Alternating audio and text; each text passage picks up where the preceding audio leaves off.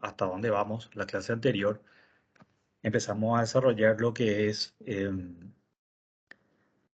la elaboración de presupuesto y las adquisiciones internacionales.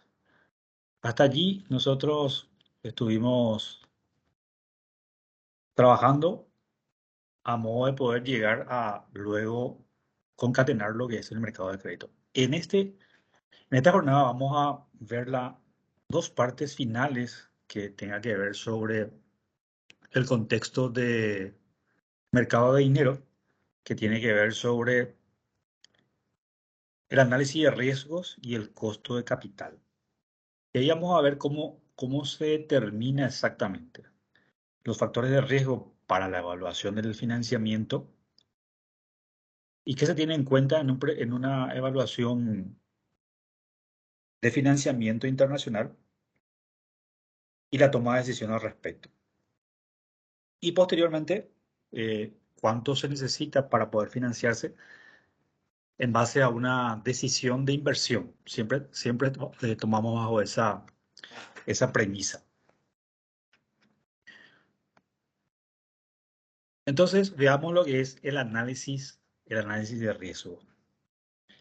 El análisis de riesgo, básicamente una empresa multinacional hace para evaluar, tomar decisiones, por ejemplo, si va a seguir o no en un país en particular y mantener sus inversiones.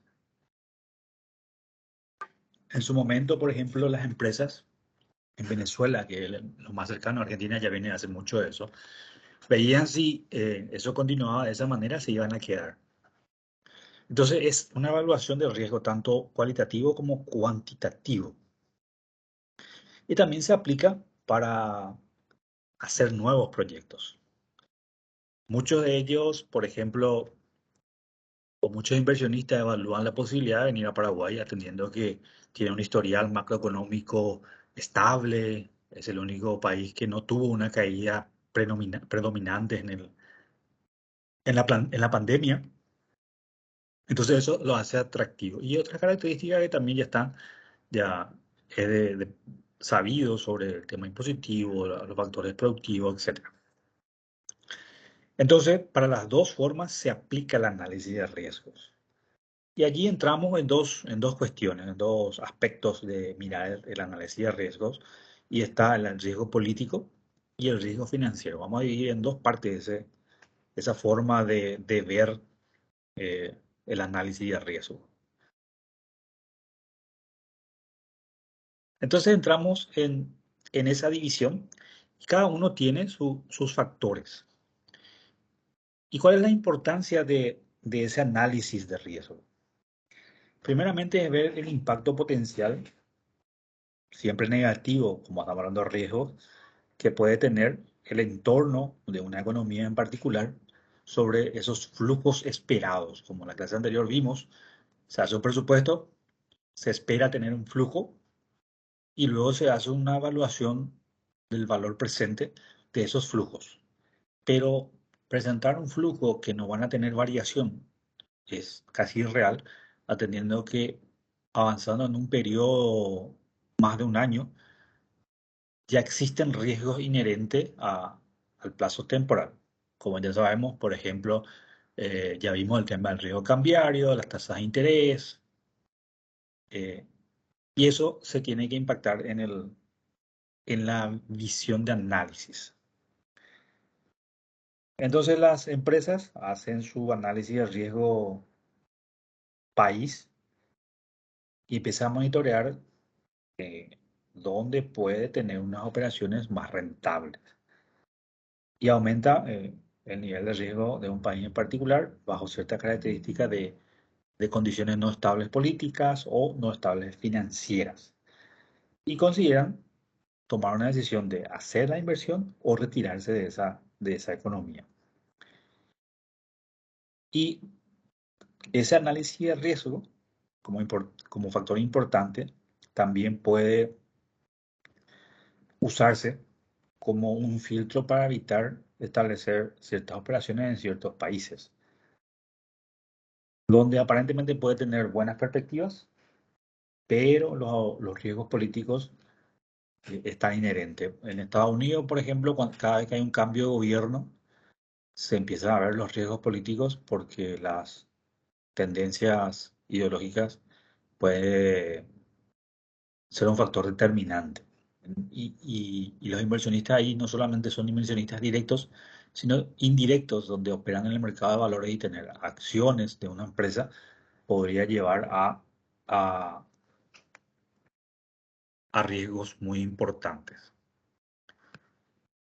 Antes de avanzar en lo que es el riesgo político, el an- voy a mencionar algo que tenga que ver sobre el riesgo país, que básicamente no se limita solamente a pronosticar cosas o crisis graves.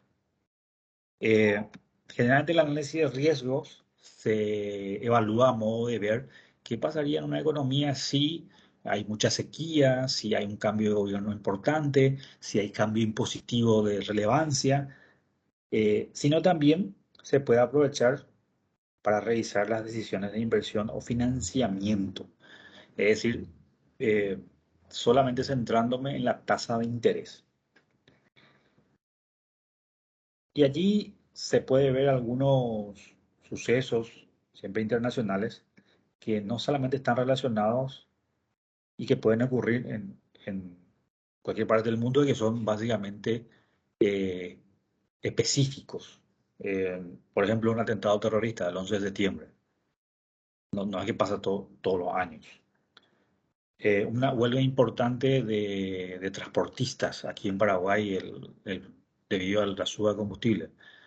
La última suba de combustible se dio a este nivel, se dio casi 5 o 6 años atrás y si mal no recuerdo no hubo esa manifestación.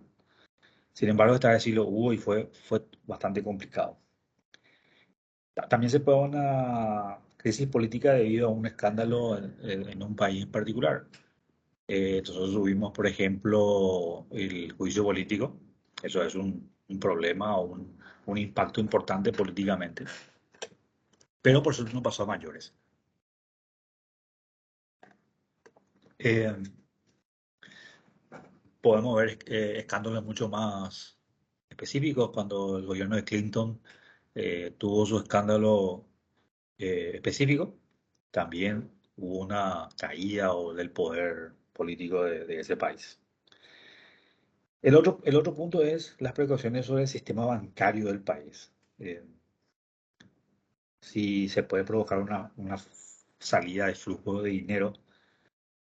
Y ustedes, no sé si lo siguen, pero deberían de ver, por ejemplo, cómo va la sostenibilidad bancaria en el Paraguay en pospandemia. Y suele haber informes de consultoras, del Banco Central, donde menciona que la, la tenencia de crédito va creciendo, el uso de tarjeta va creciendo, el uso de cuentas corrientes también va creciendo, quiere decir que hay una bancarización y una confianza en el sistema. Eso es muy importante para la visión de un inversionista. Y como lo habíamos dicho, también la imposición, que puede restringir comercialmente a las decisiones. Por ejemplo, si tengo un alto nivel impositivo para las importaciones, pues me va a ser mucho más caro el traer maquinarias, etcétera. Y eso podría ser un riesgo potencial. Entonces, cualquiera de estos que estamos viendo va a afectar obviamente el flujo potencial de un proyecto o de una inversión y obviamente el costo de financiamiento de ese proyecto. Entonces, una empresa lo que quiere hacer es reducir la exposición a estos riesgos y maximizar su posición financiera. Se va a buscar un país donde le dé ciertas ventajas, donde pueda administrar estos riesgos que estábamos mencionando. Dividiendo entonces los riesgos, dijimos que había riesgo político y riesgo financiero. Vamos a hablar sobre lo que es el riesgo político. El riesgo político o las empresas multinacionales evalúan el riesgo no solo de un país donde tiene negocios, sino también donde esperan exportar o establecer subsidiarias. Y ahí hay varias características de riesgo país que afectan de forma significativa el desempeño la forma en que debe ocuparse o preocuparse sobre el impacto que puede tener estos riesgos que estamos mencionando, en este caso el riesgo político. Y ahí, eh, por lo generalmente se espera o se debe considerar las características de un país que está relacionado con el entorno político que puede influir en la entidad multinacional. Paraguay está relacionado, por ejemplo, con el Mercosur. Significa que si el Mercosur funciona, yo me instalo en Paraguay, régimen de maquila, por ejemplo, no voy a tener muchos problemas para poder exportar mis productos. ¿Por qué? Porque hay un régimen y hay un contexto regional. Sin embargo, si eso no funcionaba así, país mediterráneo no iba a poder o iba a ser más restrictivo hacer esa importación. Por lo tanto, el impacto al costo hubiese sido mayor. Entonces, una forma límite o extrema de ver el riesgo político básicamente es la posibilidad que el país en el cual se va a instalar asuma un control de la subsidiaria, es decir, que pueda nacionalizar. Y eso se dio en Argentina, en Venezuela, eh, reciente, en periodo reciente, ¿verdad? Después están otros que son más viejos, pero esos son los ejemplos más cercanos. Eh, entonces va a perder toda su posibilidad de dividendos, atendiendo que va a perder todas las acciones de su subsidiaria. El control prácticamente. Y eso el gobierno entonces no le va a otorgar una garantía si tiene esas cualidades. ¿Y cuáles son los factores que engloba este riesgo político? Es lo que estamos viendo ahí. Por ejemplo, la actitud de los consumidores del país anfitrión, o sea, del país donde voy a ir a poner la subsidiaria, la inversión, etcétera. Las acciones del gobierno, el bloqueo de las transferencias de fondos. En clases anteriores más o menos ya hablamos sobre eso también. La no convertibilidad de la divisa, eso es primordial. Nosotros ya atendemos por el tema del mercado cambiario. Guerra, burocracia, corrupción. Son factores que básicamente inciden en el riesgo político. Y veamos cada uno de ellos. La actitud de los consumidores del país anfitrión. Hay un tema donde el riesgo político es una tendencia de los que viven en ese país y están dispuestos a comprar solo productos que, por ejemplo, se hacen en el mercado nacional. Y si bien el exportador va a decidir establecer una subsidiaria en ese país, la tendencia o la filosofía podría ser un obstáculo para tener éxito en el país. Si yo pongo un bien con insumos o partes extranjeras y la filosofía del país es mayormente apoyar al nacional. Y eso podría causar un problema respecto a la actitud de la demanda. Por lo tanto, o puede haber mucho incentivo también al consumo de lo nacional. Eso puede ser una cuestión ya gubernamental. El otro tema es la acción del gobierno en el cual se va a instalar la inversión. Y hay varias acciones que el gobierno puede eh, realizar respecto al flujo efectivo de una entidad multinacional. Por ejemplo, puede imponer una norma de control de contaminación altamente costosa, donde si voy a poner una industria me pide cierta característica de algún, de alguna planta de tratamiento de residuos que tiene que tener altos niveles de filtración, etcétera.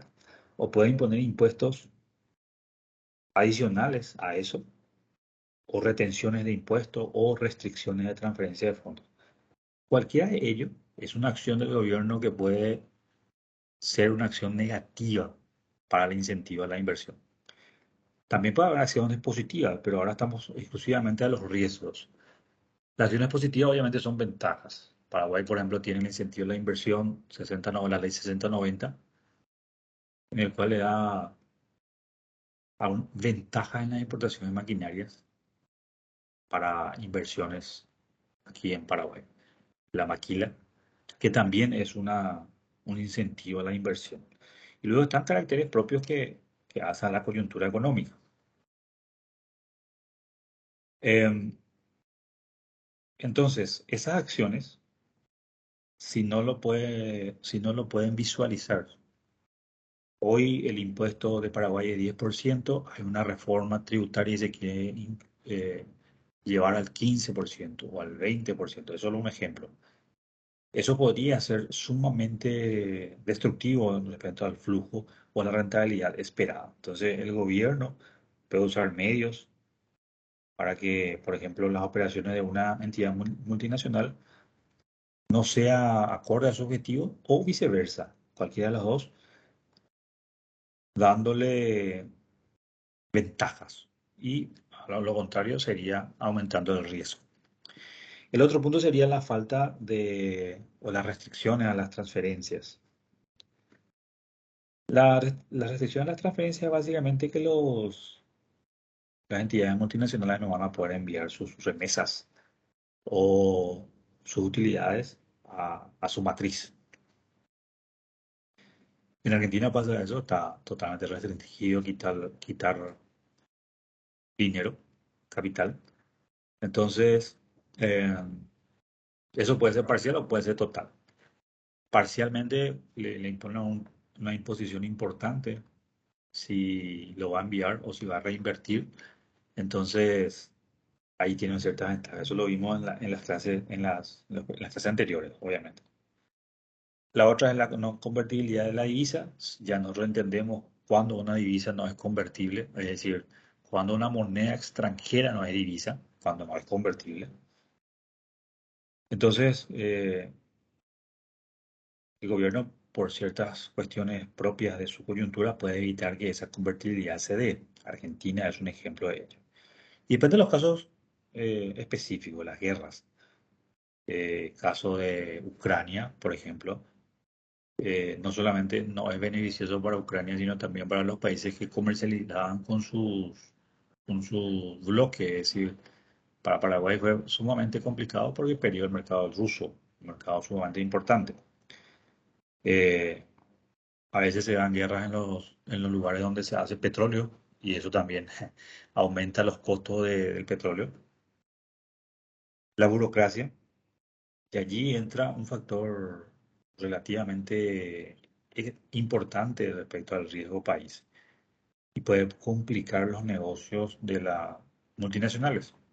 Si bien este parece algo muy relevante o que no se puede presentar en un impedimento bastante complicado. Se habló por lo menos siempre de que habían empresas que querían venir a poner aquí sus inversiones, Paraguay, y primero porque era muy tedioso los pasos que tenían que hacer, se fueron. Y luego está la corrupción, que es el otro punto que se pedía costos adicionales, no legales, para hacer ese trámite. Hoy día, por lo menos, ya tenemos algunas cuestiones ya desarrolladas y básicamente está en mejor visión.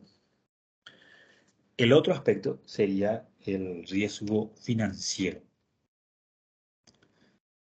Además de lo político, para evaluar el riesgo país, se debe considerar la otra pata del riesgo, que es el riesgo financiero. Y uno de los, de las cuestiones más importantes o más obvias sería el estado actual en el cual se encuentra económicamente el país donde voy a hacer la inversión y cuál es su potencial económico para el futuro. Eh, Paraguay, por ejemplo, cuando va a emitir sus bonos soberanos, debe presentar a la que va a hacer la emisión una proyección de cómo se va a ir la política monetaria, la política económica en general, eh, para poder mostrar a los inversionistas y demostrarle cuál va a ser su garantía de inversión. Ellos miran, obviamente, cuál es el nivel de reserva monetaria, cuál es el nivel de deuda y empiezan a evaluar ese riesgo. ¿Cuáles son los indicadores que, que uno debe mirar en ese factor de riesgo financiero? Vamos a ponerlo aquí para que se vea. Los indicadores para poder observar el riesgo financiero. Vamos a ponerlo aquí. Voy a andar un poco más. Ahí está. Riesgo financiero. Y básicamente son los indicadores económicos.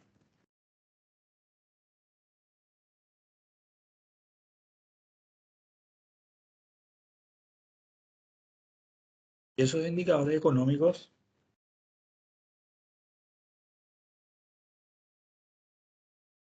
se dividen en, por ejemplo, la tasa de interés, el tipo de cambio,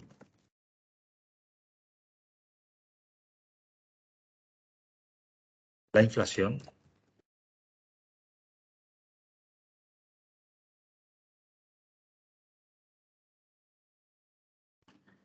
y obviamente está el crecimiento económico.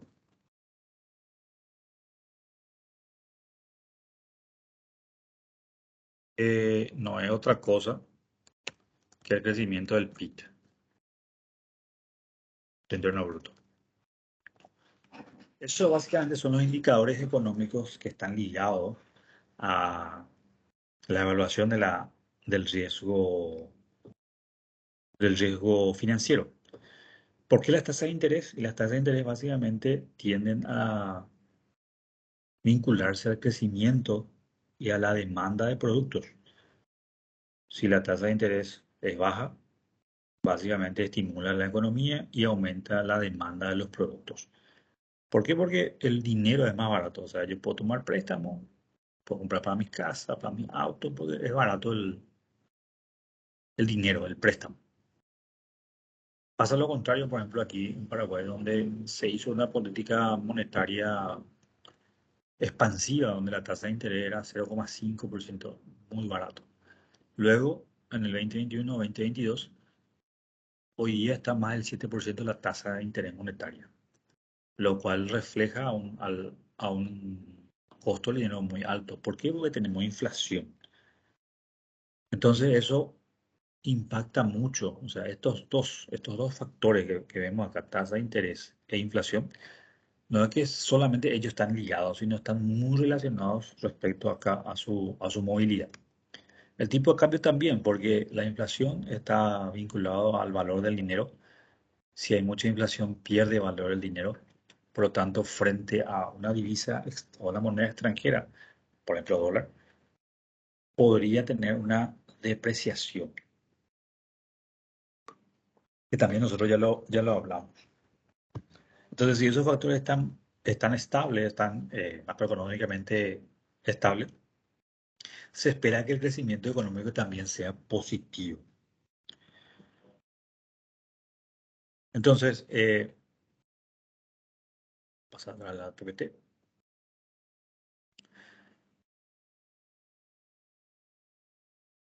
para poder evaluar el riesgo país dentro de lo que es la política monetaria, perdón, el riesgo financiero y el riesgo político, tenemos que observar dos macrodivisiones,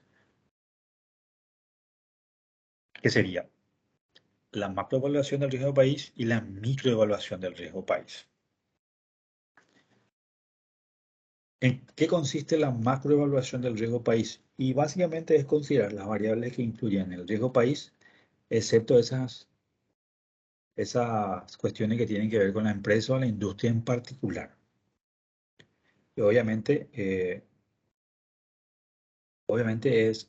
existe una conveniencia si uno toma periodos específicos y lo evalúa en forma estática, se dice, es decir, no es que voy a cambiar los valores de un periodo. Es decir, evalúo un periodo y luego termino eso y evalúo el siguiente. Si no, va a ser muy, muy complicado sacar una decisión. ¿Cuáles son esos factores que tengan que ver sobre el modelo macro o la macroevaluación de riesgos. Tenemos los factores políticos, que está vinculado a través del riesgo político, donde incluye las relaciones del gobierno con el país de origen, es decir, de donde viene la inversión, puede ser Argentina, Bolivia o Paraguay con otros países. Em, ¿Cómo se vinculan las personas en su cotidianidad? La estabilidad histórica del gobierno, la vulnerabilidad del gobierno respecto a qué tanto, eso significa que tanto puede responder o tener resiliencia a shock externos, shock de tipo de cambio, shock de tasa de interés o shock de comercio internacional, de precios sería eso. Luego están los factores financieros y allí tenemos que en la macroevaluación, ahí tenemos que incluir lo que estábamos diciendo, el crecimiento del Producto Interno Bruto, las tendencias inflacionarias, el presupuesto del gobierno, si es deficitario o es superavitario, tasa de interés, tasa de desempleo, la dependencia del país de los ingresos de exportación, la balanza comercial, los controles de tipo de cambio. Todos estos factores financieros básicamente están, están sumamente vinculados con la estabilidad macroeconómica desde el punto de vista financiero. Luego están lo que es la microevaluación del riesgo país. Y como para hacer un paralelismo, básicamente la macroevaluación indica la condición general del país. Es decir, que es como ver todos los factores periféricos. Y la microevaluación ya estoy viendo algo más específico, un mercado en particular. Por ejemplo, hago la macroevaluación, veo todos esos factores que están viendo, que estamos mencionando, y luego quiero evaluar cómo está el sector ganadero, por ejemplo. Y eso sería la microevaluación.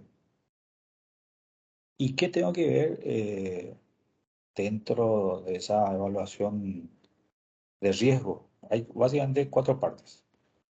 El, los factores macropolíticos, macrofinancieros, micropolíticos y microfinancieros.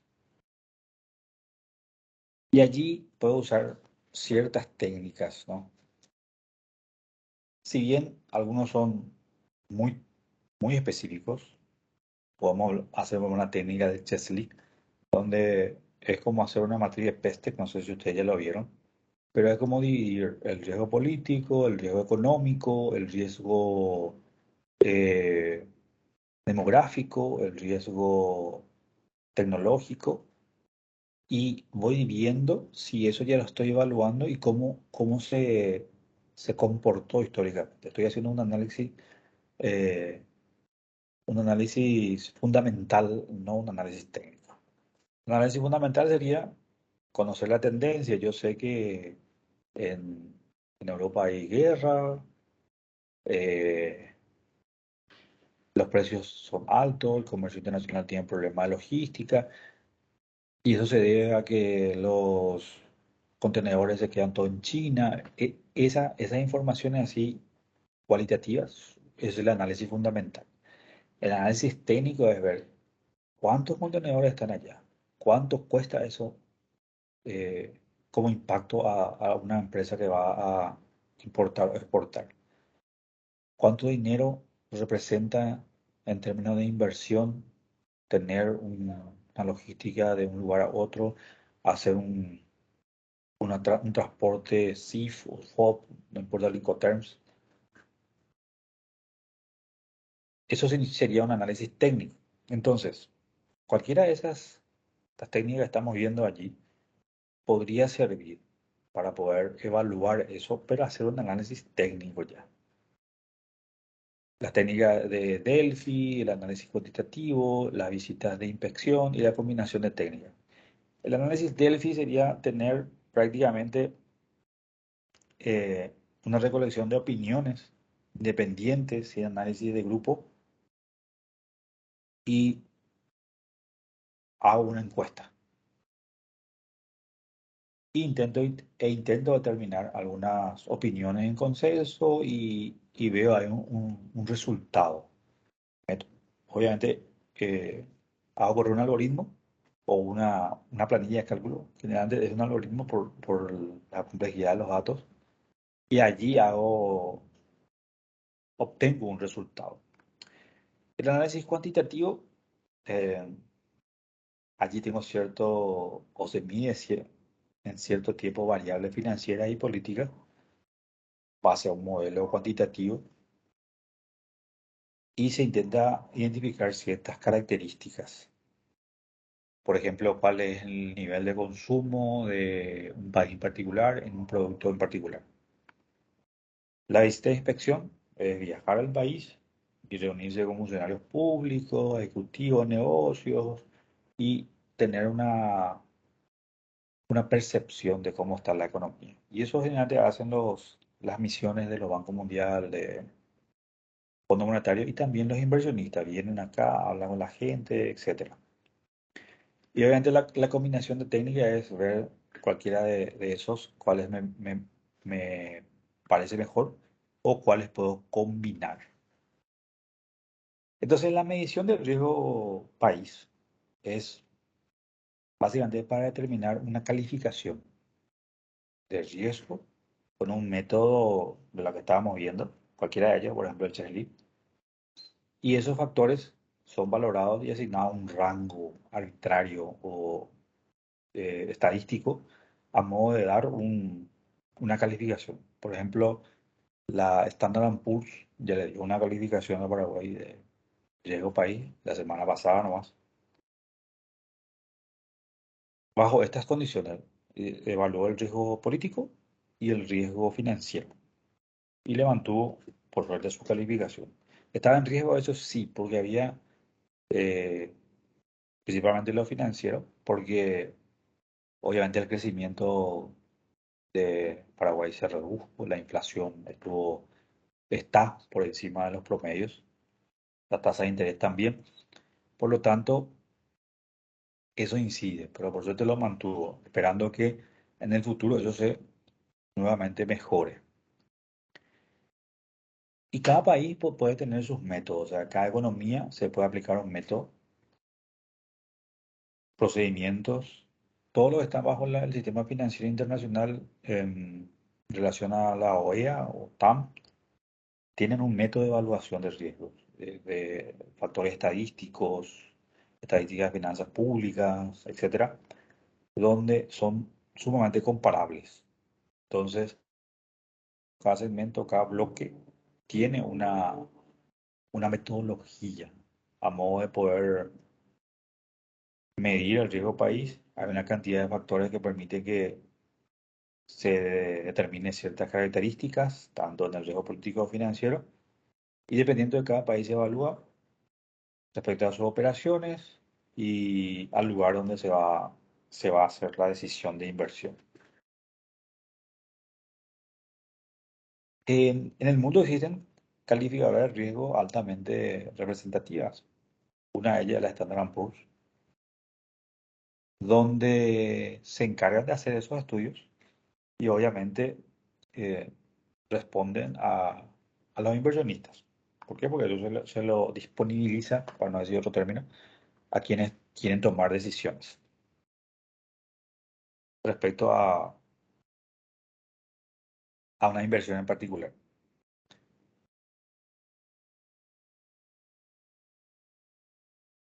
Cuando se está haciendo un análisis de riesgos, básicamente se combina lo que es el riesgo financiero, el riesgo político y se hace como una matriz de ese país en particular. Y hay siempre unos factores de ajustes. Por ejemplo, puede ser la tasa de descuento, puede ser el flujo estimado.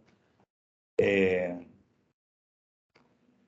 y en cada país, con cierto grado de riesgo, yo puedo tener rentabilidades diferentes. ¿Qué significa eso? que, por ejemplo,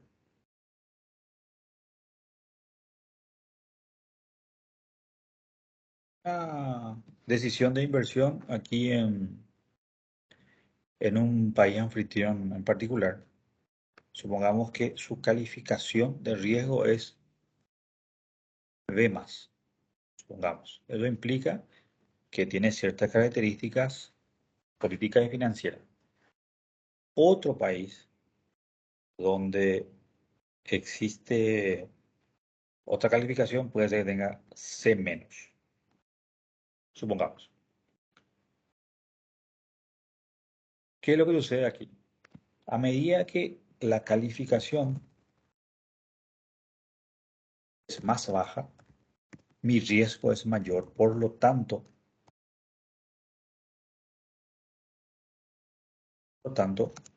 la necesidad, rendimiento para los accionistas o los inversionistas es mayor.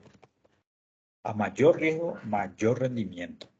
Es lo que sucedió, por ejemplo, en las emisiones de bonos del gobierno, donde quiso emitir a una tasa, anteriormente era 6,5, 7%, a más de 3 años.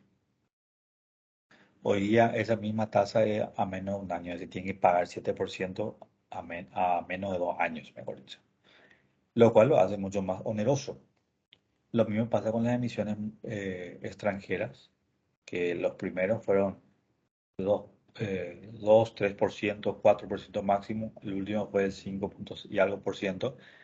Y hoy día también, debido a la coyuntura, exigen más. ¿Por qué? Porque hay mucha incertidumbre en lo que se espera de la economía. Entonces, una calificación mayor me da mejor rendimiento, una calificación menor me quita rendimiento a mi inversión, o sea, es menos asequible. Por eso que los gobiernos se preocupan por sus calificaciones, o las economías, para no decir gobierno, en general. Ok. eh, También cada economía usa un horizonte temporal de tiempo para poder medir su riesgo. Algunos usan de corto plazo, otros usan de largo plazo, mediano plazo, es decir, se combina. Yo tengo riesgo de un año, tengo riesgo de 2 años y de mediano plazo. A modo por ejemplo, pedir préstamos, hacer emisiones, hacer comercios, mantener acuerdos, entre otros. Bien, consulta hasta ahí. Esto es muy sencillo. Pasemos entonces a ver, ok, pasemos entonces a ver lo que es el costo de capital. Costo de capital multinacional y la estructura de capital. Por regla general, eh, las entidades financian sus operaciones mediante dos tipos de financiamiento, valga la redundancia. Capital, que sería de los accionistas, o deuda. Esa combinación de capital tiene que ser el que refleje el menor costo de capital para la toma de decisiones. Es decir, si yo combino un financiamiento externo con las acciones de los dueños o de los inversionistas, esa combinación me tiene que dar un costo de capital menor posible. Supongamos que si yo tomo todo préstamo, el financiamiento sea el 20%. Si combino, tiene que ser menor del 20% para que sea más tangible la, la reacción. Entonces lo que busca es reducir al mínimo ese costo, ese impacto de usar un capital para financiar un nivel determinado de operaciones donde los encargados o los gerentes o los CEO tienen que minimizar esa tasa de rendimiento que requiere el accionista para que no le cueste tanto. Entonces, si yo voy a ser emisor, tengo que ver qué parte emito y qué parte no. O si voy a pedirle al accionista, qué parte pido y qué parte no. Entonces, ¿qué es lo que se hace allí? Y básicamente lo que se hace es combinar esto, capital accionario y deuda. Entonces, el capital de una empresa prácticamente está formado de esa manera, donde la relación o la combinación de esos dos es lo que se busca maximizar, lo que se busca tener eh, la mayor cantidad de capital al menor costo posible, teniendo en cuenta lo que se conoce como el costo de oportunidad. Solo para repasar eso, sería el costo de hacer algo dejando de hacer otra cosa. Yo podía haber invertido en bonos de la Reserva Federal, sin embargo, hice aquí, compré acciones de Tigo, donde el riesgo es diferente. ¿Cuál es mi costo de oportunidad? Y mi costo de oportunidad, si Tigo quiebra, no, es solamente un ejemplo, o no gana lo suficiente, yo pierdo lo que pude haber ganado al comprar los bonos de la Reserva Federal. Puede ser bono de descuento o puede ser bono de 2% de interés, pero era seguro eso. Ese es el costo de oportunidad. Entonces, allí está relacionado el costo de oportunidad, que, que es básicamente lo que mide mi decisión, y los costos de deuda para la empresa. Obviamente es más fácil medir porque incurre en gastos financieros para tomar préstamos y trata de tener una estructura de capital que combine o maximice sus utilidades. ¿Cómo yo mido esto? Y aquí tenemos una fórmula. Esta fórmula, la primera parte, está determinado o determina el costo del capital de deuda. Entonces, a ver si puedo describir aquí. KE sería, K sub E sería la estructura o el costo de capital que minimice el costo de esa inversión. Y tengo que calcular con una porción de deuda, que se va a llamar D, una porción de capital propio, que vamos a llamar E. Entonces va a ser D dividido el total de capital propio y capital ajeno. Luego hay un costo de deuda que se llama KD, y existe allí una porción de impuestos. ¿Qué me dice esta ecuación? Que cuando yo pago intereses por estos préstamos, también es deducible. Por eso que dice uno menos T, uno menos el impuesto. Y eso es bueno para la inversión y lo vamos a ver por qué. Y esta es la otra parte donde está el costo del capital de los accionistas, que va a ser el capital del accionista o el capital accionario dividido el total por la rentabilidad o el costo accionario, la rentabilidad dividendos que le tengo que pagar a los accionistas. Con esta fórmula yo puedo determinar realmente esto que estábamos hablando. ¿Cuál es el costo que minimiza o la combinación de capital que minimiza el costo de la inversión? Y veamos un ejemplo, y con eso vamos a ir redondeando, de cómo se podría calcular eso, ¿no?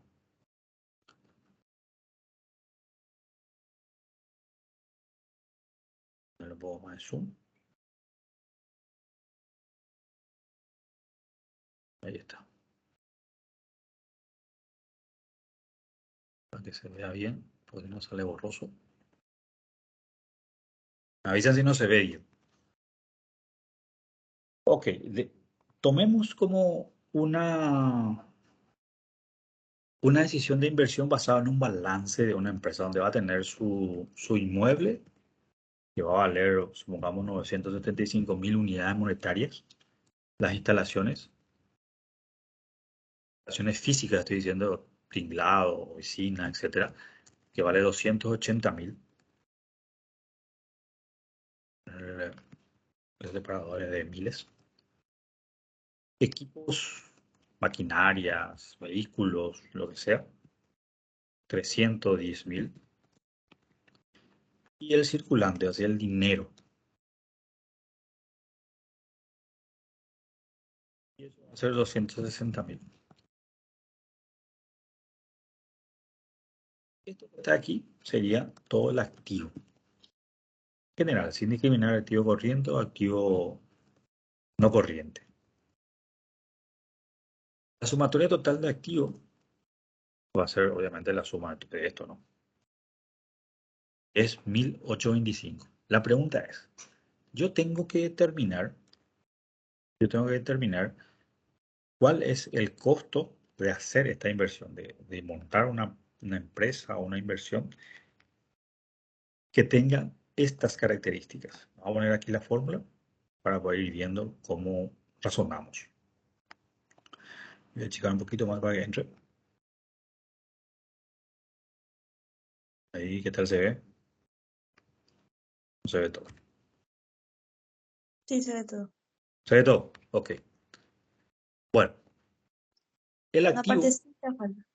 me parecía faltar. Ok, voy a Sí, no sé si ponerlo movemos. arriba. Ahí, ¿qué tal? Ahí sí. Ok, se fue otra vez. Se fue raro. Ahí, ¿qué tal? Ahí está. Sí, Bien. ahí. Entonces, esto tiene que estar financiado de alguna manera.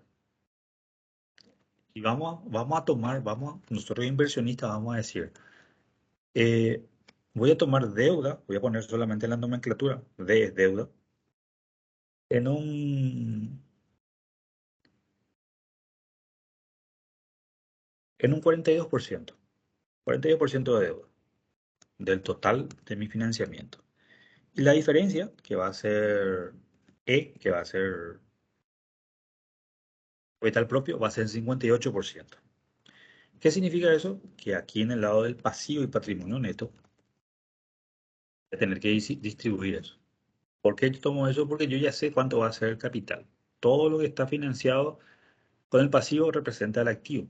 Ya está eso. Entonces yo ya sé que de este total voy a financiar 42% con deuda, entonces mi capital propio va a ser el total de activos por mi deuda. Y la deuda, la diferencia. Hacerlo así, ¿no? O puedo multiplicar igual por el porcentaje, no importa. Para estar. Ahí está. Si eso sumo, me tiene que dar también el equilibrio del balance. Y se pasa eso. Ok, ¿qué más datos necesito? Necesito el KD y el KE. Supongamos que el KD, el costo de deuda, KD, el costo de deuda es de 13,5%. Y lo que los inversionistas quieren como para invertir en esto como mínimo, el CAE va a ser de 25%. Bien. ¿Qué más me falta? Me falta la tasa impositiva. Supongamos mi tasa impositiva aquí es de 10%. Todos estos datos son datos que puedo quitar yo del mercado, excepto esta parte que tiene que ser un dato de la inversión.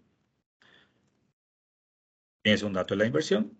Esto yo puedo quitar del mercado, es decir, entro en el BCP, veo las tasas usurarias y eso puedo trabajar. Este CAE, obviamente voy a ver el rendimiento de activos, de acciones del mercado y voy a quitarlo. Y la tasa impositiva es de la economía, o sea, del país en particular. Entonces, y tasa de rendimiento o lo que se conoce como costo medio ponderado de capital, tasa de rendimiento o costo medio ponderado de capital, vamos a aplicar esta fórmula. Entonces, va a ser la deuda, que es esto, dividido la sumatoria de las inversiones, que va a ser esto, deuda más capital propio, puede ser esto, son iguales, no importa, por el costo de la deuda, que es 13,5%, por otra vez, abro paréntesis, 1 menos la tasa de interés, que es 10%, cierro paréntesis, y a eso lo tengo que sumar el costo del capital propio, que va a ser capital propio dividido el total de las inversiones, nuevamente, por el costo de los dividendos. Y yo veo que aquí el costo de capital es de 19.6%. Esa es la proporción que yo tengo o el costo que tengo que pagar el accionista para poder hacer esta inversión. Pero es el máximo, eh, el, el más viable, por decirlo así, en esta combinación, pues voy a tener que observarlo. Por ejemplo, si bajo al 30% mi deuda, ¿qué pasa? Es más caro el capital. ¿Por qué es más caro? Porque tengo que pedirle más plata a los inversionistas y arriesga más. Si en vez de 42 alzo a 48, se reduce. Era 19, alza a 48, se reduce a 18. Pongamos 50%, 50 y 50, casi ya no hay diferencia.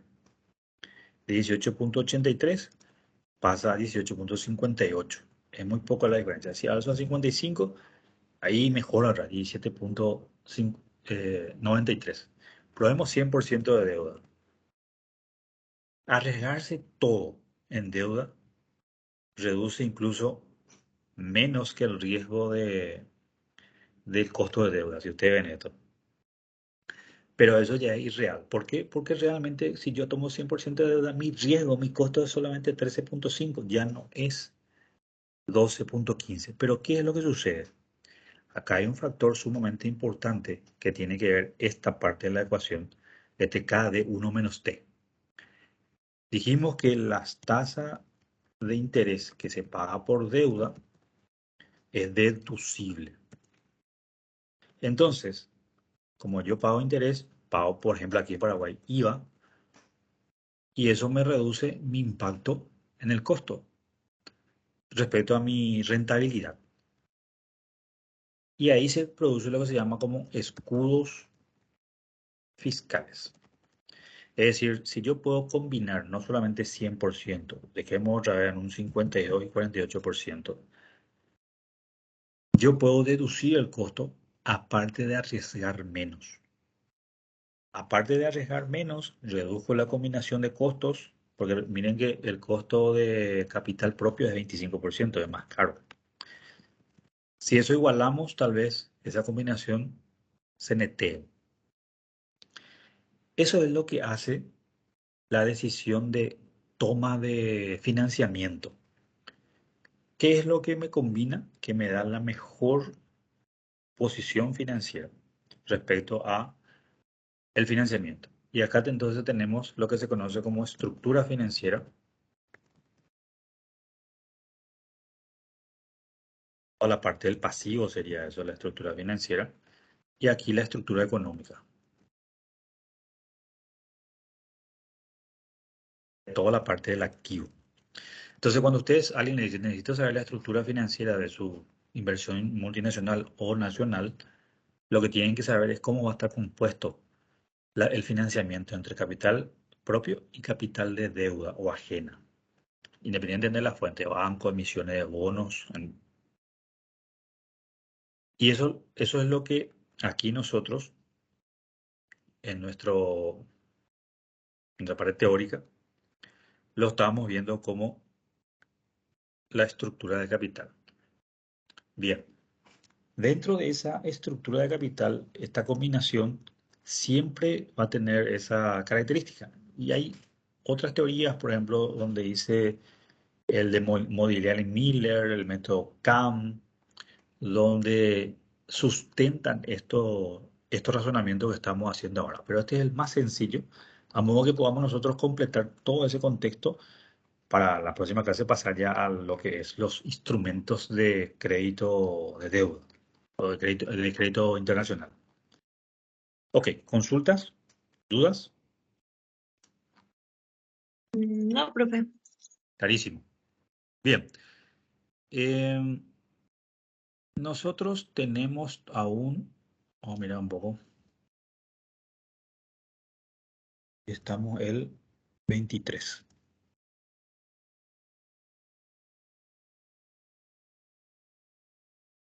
23. La siguiente semana tenemos una clase más, que es la semana del 30, y luego ya el parcial. En esta materia por lo menos estamos, creo que todo el día con las tareas, no hay consultas, dudas. Si lo tienen, entonces pueden ir planteando. Si no lo tienen a mano ahora, podemos concentrarnos para hacerlo la siguiente clase, donde prácticamente no hay tarea que hacer, ¿no? Tenemos solamente la materia de lectura, más un desarrollo, y se amerita entonces las consultas que ustedes tengan respecto a los contenidos que va a entrar en el parcial. ¿Les parece? Sí, profe. Con respecto al trabajo práctico, Ya, en, ya lo voy a preparar porque eso el 6 de junio tenemos como fecha de entrega. Entonces voy a que tratar de sería, levantarlo ya también esta semana con la propuesta y si tienen consulta, entonces la próxima semana ya lo vemos. ¿Les parece? sí, perfecto, profe. Buenísimo. Ujú. Ok, entonces si no hay otra duda, lo cerramos ahí en nuestra sesión de hoy entonces. Ok, me parece bien. Bien, que tengan buenas noches. Igualmente, Dale, chao, chao. chao.